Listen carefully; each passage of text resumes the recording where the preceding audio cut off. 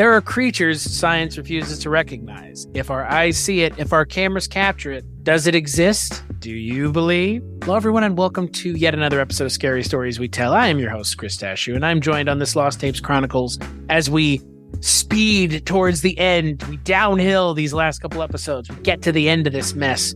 My good friend and yours, artist among town, Plantasia enjoyer, as myself, Mort Garson fan. Oh, for sure. Maggie the Odd. Hey, gang, how's it going? I love Mort Garson. At least Plantasia. So good. If you've never listened to Plantasia, it's a vinyl album that's music for plants. Yeah, only listen to it if you're a plant. Otherwise, get the fuck out. Or if you're high on grass. Well, I think that still counts. That's kind of like a Swamp Thing scenario. Are you a plant, bro? Bro. Plant me in the ground and I will grow. All I need is sunlight. I got everything. And water, dude. Yeah. Oh, definitely stay hydrated. Yeah. Oh, yeah. My God, Maggie, on this episode of the Lost Tapes Chronicles, we're talking about Q, the Serpent God. Not Q from James Bond, not Q from Star Trek. No. Not Q from anything that you care about. They don't even want to put its entire name in the title. We're talking about... spell it. Yeah, that's probably what it is. We're talking about Quetzalcoatl. Yep. So the episode aired October 26, 2010, and it's about Quetzalcoatl, but not really. It's about some ritualistic murders in Mexico City taking place, and I guess they're sacrificing people to Quetzalcoatl. Now, many of you who are not, Aztec, will be asking yourselves, what is Quetzalcoatl? What does Quetzalcoatl mean? Why is Quetzalcoatl? Well, Quetzalcoatl, roughly translated, means precious serpent or Quetzal-feathered serpent. And Quetzalcoatl is essentially, if you know who Jormungandr is in Norse mythology, the world serpent, Quetzalcoatl is the Aztec equivalent. Hell yes. Jormungandr is not a evil spirit. Nope. Quetzalcoatl is not an evil spirit. Not even close. No. He is the world serpent. He is often portrayed as a snake with with feathers. Yeah. And kind of I don't know how to explain it other than it kind of looks like a dragon's head, but it's a snake head. I mean, there's all kinds of different interpretations of Quetzalcoatl. So again, Oh, a really good design, honestly. It's one of my favorite things to get in Shin Megami Tensei, my fellow nerds. I mean, Jesus Christ. I don't know, many of you play Smite out there.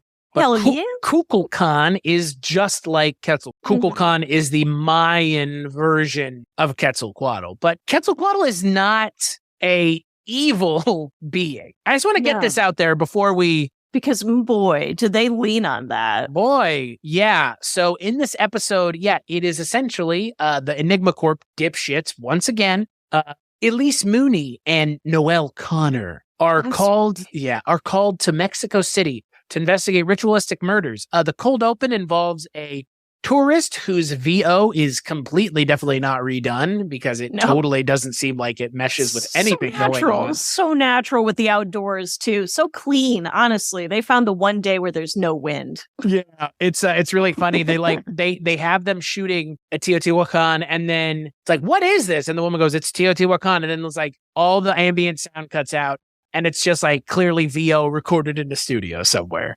Yes. Yeah, it's really noticeable. Well done, guys. But for whatever reason, this tourist goes to this train depot where he thinks that there is going to be some more ruins.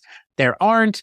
And he goes into the top of this train depot and it's a giant nest and he gets eaten by something, maybe, or sacrificed to Quetzalcoatl. And maybe. It's not a desert worm. I know what everybody's thinking. It's not the death worm. Right. So then we pick up with the Enigma Corp dipshits.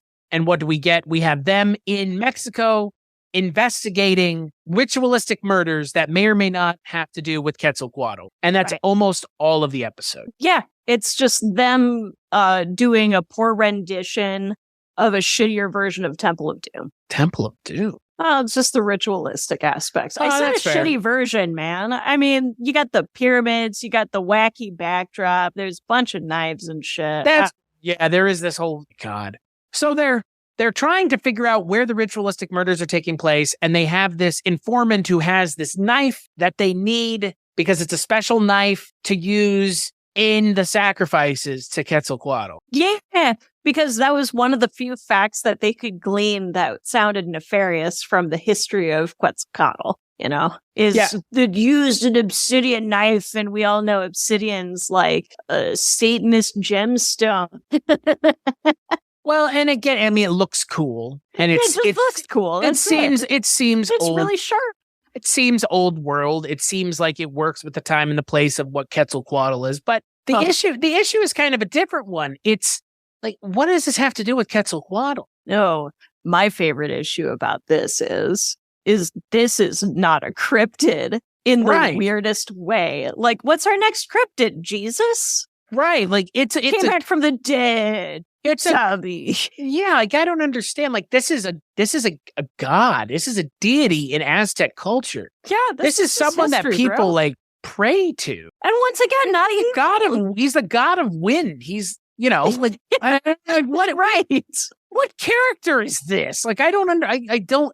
What's weird is I don't understand what the fuck they were thinking. No, for once, I genuinely don't understand. Like, they have so many big snake episodes. You don't need another big snake. And also, I would contend that's not even what this is, though. I know. Because what we see is essentially a pterodactyl. Yeah, a bit, yeah. Or I don't know what it is, frankly. This is... Well, it was very ambiguous, blurry, and dark. I can see where they kind of got the snake vibes going. But my main thing is the big difference on this big snake to all other big snakes. We didn't even fucking... wings. Like, they have had episodes with big birds, and all they do is the whoosh sounds. They didn't even give us a courtesy whoosh, Chris. No, that's what I don't understand. Like, this is the god of wind. This is a giant... serpent god, a feathered serpent god who helped create the world as the Aztecs saw it. Yeah. And where do they get any of this shit from is my question. They literally said okay, so we have this idea. There's this giant feathered snake god in Aztec culture. So why don't we do like a ritualistic murder thing with that? But it's like, that is not this show. It's never been this show. It's kind of out of left field, unless there was specifically a cryptid that could be like summoned or something. Like, if you did demons, I would have an easier time. This is just an Aztec god that has no business being on a cryptid list. Walk me through it, Chris. What do we feel? I'm just going to read this to you. You tell me. Do it. According to the Book of Mormon, oh boy, the resurrected Jesus Christ descended from heaven and visited people of the American continent shortly after his resurrection. Some followers of the Latter-day Saints movement believe that Quetzalcoatl was historically Jesus Christ, but believe his name and the details of the event were gradually lost over time. Wow, you took me for a ride, sir. I was not expecting to get in that car. Quetzalcoatl is not a religious symbol in the Latter-day Saints' faith and is not taught as such, nor is it in their doctrine that Quetzalcoatl is Jesus. However, in 1892, John Taylor, one of the presidents of the faith, wrote, "The story of the life of the Mexican divinity, Quetzalcoatl, closely resembles that of the Savior. So closely, indeed, that we come to no other conclusion that Quetzalcoatl and Christ are the same being. But the history of the former has been handed down to us through an impure Lamantish source, which has sadly disfigured and perverted the original incidents and teachings of the Savior's life and ministry." It's impressive, Chris. Who would have thought that the Mormons had the answer for why Quetzalcoatl and Jesus are cryptids? They're clearly the same creature. It's like a larger scale skinwalker. It's like a god skinwalker, Chris. Yes, I don't understand. That's impressive. I don't understand at all. I want to write God fan fiction. What the fuck? I didn't realize that could be an occupation since 18 whenever. Yeah. Wow. That's what? What? Yeah. Like, I'm okay. I kind of wish that was the episode. It was just it's just cold open with that statement and nothing else. Like, you don't even have to show footage. Jesus. Just have somebody read that instead of the intro, and boom, just be thinking about it for 20 minutes, and then it cuts to a different show because time's up. Well, and that's the thing for me about all of this is you were joking before we talked about this whole Jesus is Quetzalcoatl thing. You joked, like, what are they going to do next, Jesus? Like, yeah, that is kind of what. That's exactly what that is. They're saying it's the same. But they're saying it's the same, but also like what we've mentioned before. And I will say it again. Where is the Loch Ness Monster episode? Oh, it bears repeating. Apparently now he's Jesus too. It bears repeating. Where is that episode? Whoa. Yeah. Because this is like, we've talked about this before where the show kind of, with Poltergeist, right? It kind of felt like it was reaching. Devil Monkey, you weren't here for that one. That was, again, reaching. This is like, it's just, that's not what the conceit of the show was. No, that's like somebody doing homework without realizing what the assignment was. And then you have to present it in front of the class. And they're like, well, my favorite cryptid is Quetzalcoatl. And it's like, well, you failed the assignment before you even... Yeah. You failed the assignment from the moment you started. And your essay is shit. Right. Like, exactly. Like, there was always that one kid in school, like you said, who was like, I'm going to do this one thing. And it's like, you got a 0. Yeah, clearly. But and had to make us sit through it. And you know what the sad thing is? I believe they could have done a Quetzalcoatl episode. They could have. They could have done a lot better than this. I don't know how. I think maybe you said it at said it at the Museum of Natural History in Mexico City, or the Museum of History in Mexico City, and have it angle of like an artifact or something to that effect. I don't know, but like it could have gotten resurrected in the museum, and it's just like smashing shit. You don't even have to make them a nefarious thing, just a very dangerous thing because it's a flying giant snake, right? It's like Clifford the Big Red Dog. There's going to be some fallout. It's not just one family being affected by this thing. Right. Okay. Right. And I don't know, like that's the problem here. Cause like the stakes of the episode are that Quetzalcoatl comes back, it's going to destroy the world. And yet it's back and nothing has happened. Right. It just killed some fucking Enigma Corp goods. Well, I'm not glad for it. Right. Hopefully they stay dead this time. I guess they didn't even, I guess it didn't kill them. The people did. Well, the snake lashed out at somebody at the end. I think it's very ambiguous. I think the other issue, overall with this episode is, so the bulk majority of the episode is set in this kind of stakeout van, and they're waiting for this guy to go talk to this other guy. And he's like, there will be no tomorrow night. The world's going to end and blah, blah, blah, blah, blah, blah. Right. And then they're like, all right, well, we know where we're going now. And so there's this weird scene where like the guy that they're using threatens to kill the Enigma Corp woman. Yeah. And then he runs off. Because he realized how evil this place is. Right. This is cursed. That is cursed. Like, whatever, fine. But then we get to the end and it's taking place in the train depot where Quetzalcoatl is, who they're trying to summon, but already exists and is alive. So what were they doing? What? Just giving it some noms, giving it some sneaky snacks so it can live for another century. Well, and that's for our sins, Chris. Yeah, that's obviously. What I don't understand here is if they're trying to summon Quetzalcoatl summoned at the end of the episode, but they didn't succeed, or did they? But Quetzalcoatl was there at the beginning of the episode, and Quetzalcoatl's not a cryptid for like the umpteenth time. It makes me so mad. It's so mad, ladies and gentlemen. Oh, I know it drives me nuts. Where it's just absolutely absurd. But let me ask you something. You remember when the Aztec calendar ran out and everybody thought the world was going to end? About what time was that? 2012. That was 2012? Okay. We're like 2 years away. So I can vaguely understand if they wanted to do a Quetzalcoatl episode straight up because of the hype, because of the stupid calendar switch. Yeah, but that I know nothing they to do with didn't even mention Quetzalcoatl. the calendar system. Right, well, I learned more about the fucking Aztec calendar system from the Book of Mormon than I did from this episode, which is saying quite a bit. Apparently, Quetzalcoatl, Mormon icon Quetzalcoatl. Oh, dude, see, that makes me want to be a Mormon. That's a cool god to have on your side, but not when it's Jesus Quetzalcoatl, Snake Jesus. Speaking of things that are named Mormon that are good, Book of Mormon. Oh, yes, very much so. Yeah. Joseph Smith, American Moses. So I've been told. I don't know what the connection to LDS is all about. That's a first for me. I had never heard that before. But my interpretation of Quetzalcoatl is not this episode's. And I think the episode knows that. And I think the episode tried to do something with the idea of Quetzalcoatl that doesn't speak to or suit the narrative of Quetzalcoatl as we've been taught about it and or read about it online, This is like comprising a BuzzFeed quiz where they knew a popular topic and they wanted to do serial killing or cult killing. And so they just tried to jam them in the same thing in hopes that it would kind of stack and be popular just by association of these two cool things. And it's like, it just doesn't jive, especially when the leader of said non-cult cult is once again painfully white. Yeah. It's that again, we talked about at the end of the last episode, like we were going to have some words about this episode. This is probably the worst episode of the show. I mean, it definitely makes me want to punch somebody the most. I wouldn't say it's the worst, but it's up there because this makes no sense why it was made.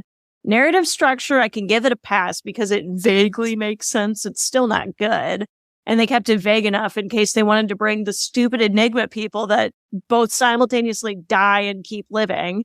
They're a cryptid. They're so memorable. Who even Corp? You know what? They're so memorable. Who even cares? Oh, gosh. Yeah. Connor and Mooney. Connie and the shirts. Connie and Keeney. Yeah, Biff Chaston and Tanner Slammin. What is that? Is that an appetizer? Guy Fieri's restaurant? Yeah, it's the Applebee's appetizer that Schmiegel and Gallagher were.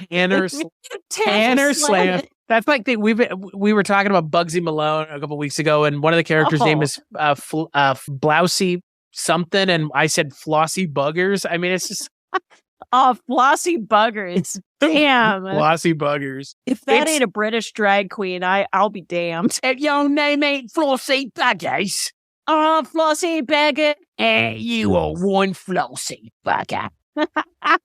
It's gotten to the point with this show. I've been podcasting now for a while. So have you. Yes. And in my lifetime, there are some things that stand out to me and some patterns that jump out. I've done a fair amount of these anthology shows now. We've closing in on completing 2 anthology shows. For sure. Beginning to end. One of them being Tales from the Crypt, the other one being the 1985 Twilight Zone. This is an anthology show. You would agree, right?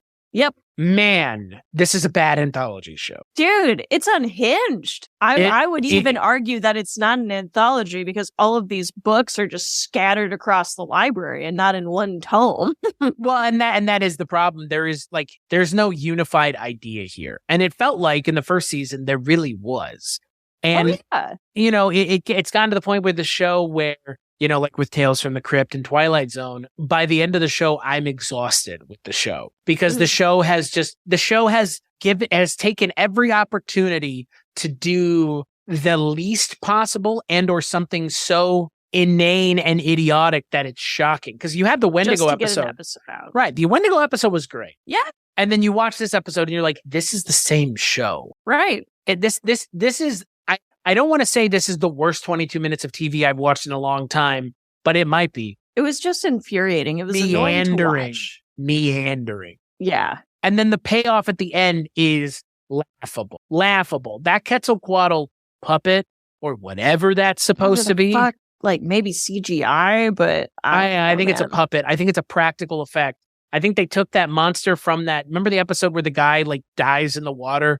Like the old man's like walking and then he drowns in like a foot of water. It feels like they just took that puppet and stood it up. It looks like that same bug-eyed, weird, crappy design. I'm sure they had plenty of body tubes from all the giant snake episodes they did too. Right. Like it's a really crappy design for a character and a cryptid adjacent like mythology folklore. I thought they were totally going to cop out and just do like giant feathers and a big flap and that was it because that's what they've done in the past and it's been like, oh yeah, I guess that was the thing. Well, and that's what I was expecting. I mean, they did Thunderbird already, right? Exactly. Right. Like they did Thunderbird already. Like I don't understand. You know what you need to do if you're going to do this shit again. I would contend though, if you've done Thunderbird, why do this episode? Like why? It's the same thing. Dude, that is Quetzalcoatl. Jeez, who cares, really? Yeah, if you're not died on that one, right? Did he? No, that was when the show still was nice. That was the first season of the show. I mean, I remember one of them up and like dropped him in a tree, and he like broke his arm or something. Some shit. Yeah. But like at the end of the day, like what did that have to do with Thunderbird? Nothing. What did this have to do with Quetzalcoatl? Nothing. So you could have swapped. Yeah, this could have been a Thunderbird episode. What would it have mattered? Yeah. Little leftovers like some of the episodes have. And shit, you don't even see the Thunderbird in that episode. Nope. It's like shadows. Yeah, CGI shadow, whooshes. Right. And then I think Did they have a third? Did they do the third? I don't remember. No, I think I'm thinking of Monan. Although that one had like a straight up owl pellet. Monan. Yeah, Owlman and Monan. Owlman and Monan. Still my favorite name. Like, I wish a cooler thing were called that. I wish a wrestler were called that. That'd be my favorite wrestler. By God, it's the Owlman of Monan. Prepare to get pelleted. Prepare to get pelleted. I'm going to pick you up with my claws and tear you apart, brother man. Of Monan. His finisher is just called, I don't know, the Talon Drop. Oh man, wrecking the church tonight. He does like you know how some wrestlers used to do like a back scratch. That's one. Oh yeah, totally. It's scratch the shit out of their back. That's a female wrestler, old school female wrestler gag. But you do that, scratch the back. Oh, like totally. By God, it's the Monan drop kick. Then they play like the quintessential falcon sound, even though it's just a different bird in general. But they're gonna. Now this is like the '90s WWE booking, WWF. Oh yeah. We'd be champs. You would be fighting a dentist and a garbage man in a 3-way match for the hardcore championship. Oh yeah, he's the heel that everybody obviously loves because the heroes suck in these rounds. Listen here, dude. It's me, the Owlman of Monan. Eat your rats and say your prayers, brother. Hope you accounted for an ass kicking. Yeah. Kets, this is just, you know what? This is the last Enigma Corp episode, by the way. Is it really? Oh, yeah. Thank God. So thank God. What can we really say? Well, they showed up in Strugoi. We're there. They showed up in Zombie, and they showed up in this. Of those three, I think the best is probably the Zombie episode. Which is saying a lot because, man, we shat on that one hard. Yeah, because that episode was, in and of itself, dog shit. Yes, it was. This season has been, overall, very bad. Yeah. Like, I hate to be that guy, but, like, subjectively, this season has been really bad. Yeah. For me, at least. Like, and clearly for you, and when Jess was here, I think Jess kind of echoed all that. It was so bad, she ain't never could. Yeah. Jess showed up for They're gone. Guest appearance, and that's it, folks. At least for Lost Tapes. But fuck, yeah. We ruined that one. Well, but that's the thing. I think that at this point, I can't help but feel like they just gave up. You know, like we were talking about on the last episode, Jess and I were talking. I was like, I would love to speak with someone who worked on the show, and I might still reach out to because I would like to. I'd be deeply fascinated to know like how this was organized because it's very intuitive that something was not communicated properly across the board. That's what it feels like. Or somebody just was like, oh yeah, it's fine. Like, Right. Like, it feels like if somebody had just done the bare minimum of research on the list, because the way I would assume this works is like the beginning of the season when they're kind of planning out the season, they have like a list and they winnow that list down to like the 10 ones that they're like, these are the ones. Yeah. And then they take that list to whomever and get approval to do those episodes. They and write the script and they bash it out and then they come back. There needed to be some more oversight because like the zombies and the poltergeists and the vampires and the Quetzalcoatl, like just none some of quality checkers, please. I would contend. So we're on the 7th episode of this season, 8th episode of this season. We're in the 8th episode of this season. There are 10 episodes of this season. Yeah. There will be by the end of the season, I think 3 cryptid episodes: Yeti, Wendigo, and the Beast of Bray Road. I believe those will be the 3 cryptids, and there are 10 episodes. That's rough because that's even less than half. Yeah, that's true. Thinking back to it, a lot of them are more conceptual than anything else. We look at the second season. We have 1, 2, 3, 4, 5, 6. 6 of the 10 are cryptids. It's not bad. And then the first season, pretty much across the board. Let's say 10 or 12 of the 14. Yeah. I mean, that's a lot. The other ones were more repeat customers than anything else. Well, and the first season the Big Animals saga. Right. And there was and the first season had like the Death Worm. The first season had like the heavy hitters, like Skinwalker, Death Worm, Death Raptor, the Bigfoot, Chupacabra, Mothman. Or Mothman is in the first season of the show. So yeah, that's like they only had 2 or 3 episodes in that first 14 episode run season that were not cryptids, and now we're at like 3 of 10. Yeah, There are not just 30 cryptids. That's the problem. Oh, hell no. There are so many. And I guess in the first season, I kind of forgave the big animal episodes because they were just leaning into the other half of their show theory, which was just giving you facts of why these creatures could exist. Right. So it's like, yeah, it's really disappointing and kind of shitty that you're just giving me like a big snake, but could it exist today? And it's like, well, no, but it did exist. So yeah. And I would take those giant animal episodes over Quetzalcoatl. Oh, anytime. Right. Megaconda looks like Paranormal Activity compared to this episode. It like, really you know what I mean? Does. Like, you even got the variety of cameras, which, you know what? I will go out on a limb. I do miss that a lot. They did it sparsely in the second one. They still had some creative endeavors to get the found footage, but like the first episode gave you a potpourri of just straight up solutions for how it was found footage. They went through it, whether it was like body cam, whether it was CCTV. It was the girl got a camera for her birthday. You're right. The kid borrowed dad's camcorder. Right. It was at least a variety. This, it's just, we have a narrative. Yeah, they have a camera. Why the fuck not? Well, of course they have a camera. They're documenting. Yeah. Right. I mean, there you go. Like, they're documenting it for XYZ reasons.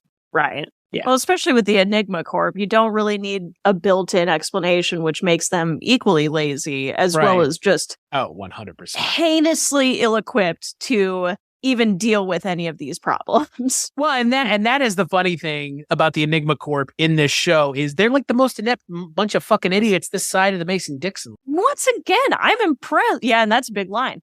I'm impressed that they straight up just haven't died yet. I swear they died 20 different times because it's like, how do you survive this? Well, and that is the ultimate issue with this kind of season of the show is they have these 3 Enigma Corp episodes, and the Enigma Corp episodes should have been half of the season. Really shouldn't have even existed. Well, I mean, again, they started changing the way the show worked and changing how they present the narrative. And it seemed like they were setting themselves up to use the Enigma Corp in those scenarios consistently. Right, because they had every opportunity. Excited. Yeah, I was expecting it to be every episode. Yeah. Why not? At least then it's like set all the episodes up to be that way. It literally all it would have taken was just casting the same people or making like their characters a bit more, with it. Or not even the same actors, like having a bunch of Enigma Corp dum-dums that just keep dying. Yeah, it's like 007. Somebody else takes up the Mooney mantle. Right. Or just like, it's just, a bunch of red shirts that they keep sending out.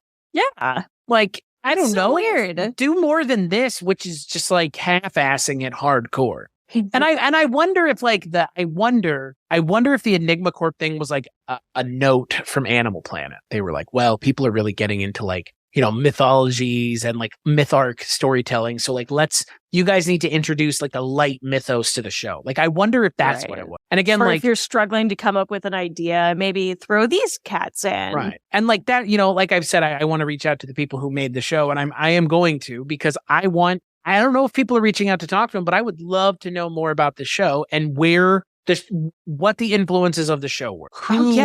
Who made the season? Who made the decisions here? And I really want to know like what was the creative process from season to season, because it definitely feels like at some point somebody handed it off to somebody else. Oh yeah, it probably got picked up and passed over, or they lost a lot of people. Right. And yeah, 3 years of your life making a TV show is a long time, folks. It's nutty. People like to talk about, oh my God, Supernatural ran for 14 seasons.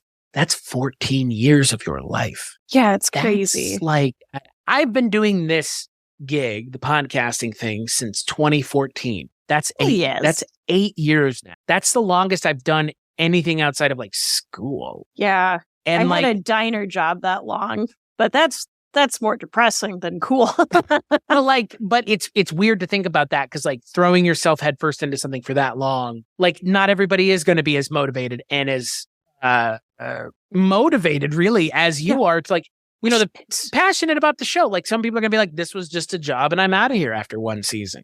Oh, for sure. Especially if it's like individual episodes. It's not even It's like Tales from Darkside, where, yeah, you'll get some repeat names, but it's like, boy, you can tell some of those episodes were easily meant to be throwaway episodes from the rip. Some's it's a production company working with people, not people working with a production company. It's, correct. It's all centralized to the production company, but the people that they're working with are different, it would seem, at least the actors and stuff. Yeah, this must have been a side hustle for a lot of the people, because it makes sense to have different teams shooting these episodes because they're not related, and that way you can kind of double time it so that you can just have like 3 productions going at once. Yeah. Oh yeah, because then people can fuck off to like their initial gig, because I'm sure Animal Planet wasn't paying out too high either. Well, yeah, and that's the question, like is this the sole gig of the people who are working on it? So that, again, I'm going to avail myself to reach out when we're done here and kind of reach out and see if we can talk to some of those people who worked on the show, because, yeah, again, there hasn't been anything else like it, and there may never be. So it would be nice to talk to the people who made it, because somebody was this show doesn't just happen by accident. Yeah. I mean, yeah, Cloverfield and stuff exist at the time, and that's obviously a massive inspiration because it comes out the same year as Cloverfield, but like, somebody had to say, I want to do a show about cryptids. And somebody else had to say, yeah, that's a good idea. Hell yeah. Or sell me on that idea. And somebody did get sold because they put out money for this show. So I would love to know the story behind the show, because it's got to be an interesting story. And that third season, for sure. I wonder what the third season was like, because maybe the people who worked on the show in the third season knew it wasn't very good. It's not like people who work on things creatively don't know. Oh, yeah. I mean, sometimes some people are unwilling to admit it or see the light, but plenty of people know. And for plenty of people, it is just a job, and they don't give a shit about the quality, because fuck you, pay me. Yeah, right. You know, I mean, there are plenty of people that are mercenaries. It's a job. I mean, there are plenty of people listening to this right now that have a job that they don't give a shit about. Yep. You think that's any different? Yeah, you think that's any different in the entertainment industry? It's not. No. And especially if you live, they don't give a shit. especially if you live in the parts of the world where the entertainment industry employs a lot of people. Not everybody is a giant movie fan. A lot of people probably don't want to watch movies. They have no interest in watching them because they work on them all the time. Exactly. You know, not everybody is a huge movie fan. That's not the way it is. So, no, I'm really excited to reach out and see if we can't talk to some of the people involved with the show, because there've got to be some interesting stories, especially about Quetzalcoatlus and stuff like that. Yes. Oh, I love it. Yeah. Hate the episode, but love the concept. Yeah. And Quetzalcoatl, like, again, like, Quetzalcoatl's not a thing we would ever talk about on this show. Like, I mean, what is there to talk about? Like, maybe he would come up in an episode we were talking about, like, interesting gods and deities from around the world. But what fun episode. I don't know if that's a fun episode. But, you know, Quetzalcoatl's not anything, really. He's a fucking wind god. He's not a creature he's a cool god. Eats people, that kills people. He is a benevolent god who sits in the back. He's not horror movie inducing whatsoever. No, not at all. And the fact that that's where they go with it really just kind of similarly to the Wendigo. Like, at least the Wendigo makes sense culturally, that you could like paint them as a villain. Like Quetzalcoatl, absolutely, kind of disrespectful in a way. Like, yeah, it's like, oh, I don't understand this god, but I bet they still sacrifice people to it, and it's like they did.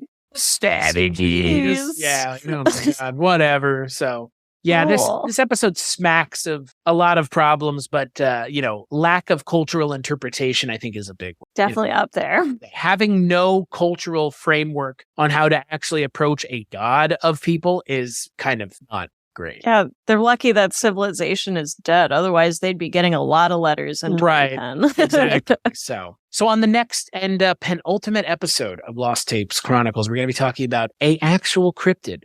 Yay! The Beast of Bray Road, which is a wolf creature. So we've already talked about this before. So, well, fair enough. Cool. Yeah. I mean, hey, whatever. Who would have thought? It is a cryptid, so it does meet the technical standards that the show was setting for itself early on. I better get some animal facts on this. I need to know more about the lycanthropes. Yeah, well, I'll tell you what. You better be getting animal facts on this upcoming episode, because you're not going to get any on the last episode. No. I don't even know what you're going to get on the last episode. Ladies and gentlemen, reptilians are sitting underneath New York City. That's what you're going to get. Gosh. Alex Jones is one of the talking heads. Yes. That would be mind-blowing. Perfect. He has like his foil hat and his power supplements. This is a family show. Please buy my bone meal and spermatozoa powder. Yes. Rub it on your Quetzalcoatl.